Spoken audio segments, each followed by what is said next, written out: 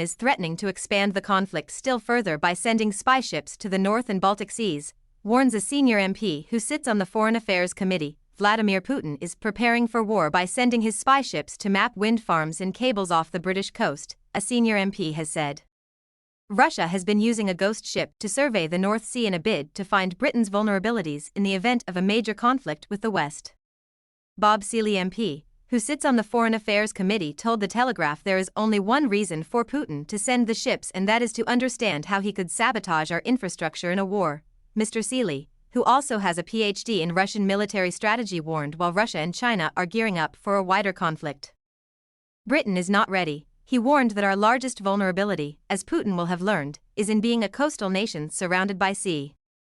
He said Poland in the east would be ready to defend European soil in the event of a war with NATO, but the alliance is exposed at sea because Putin could easily cut out the bloc's energy and communications supply. Britain has just 3 pipelines that provide 43% of our baseline gas supply. Mr. Seeley noted there are about 70 communication cables, but these could be easily wiped out in a deep-sea sabotage operation. He said there is a need for Britain to bolster its maritime defense, working with Scandinavian, North Sea, and Baltic allies. He added, all these seafaring countries have a vested interest in preventing Russian ocean sabotage.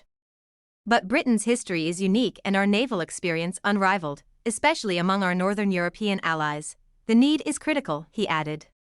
This century will witness a struggle between 2 versions of humanity, open societies like our own versus closed, authoritarian societies using all forms of state power to oppress their own people and threaten others.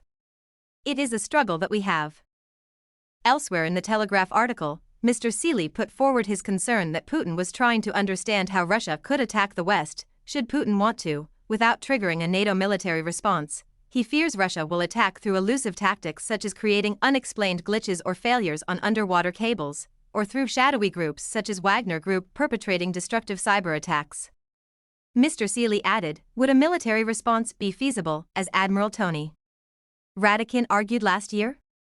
We still don't know who sabotaged the Nord Stream 2 pipeline. Could we really risk war on a suspicion?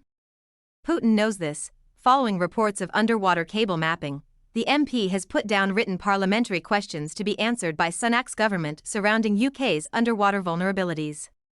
He has asked about Britain's capabilities for underwater cable protection.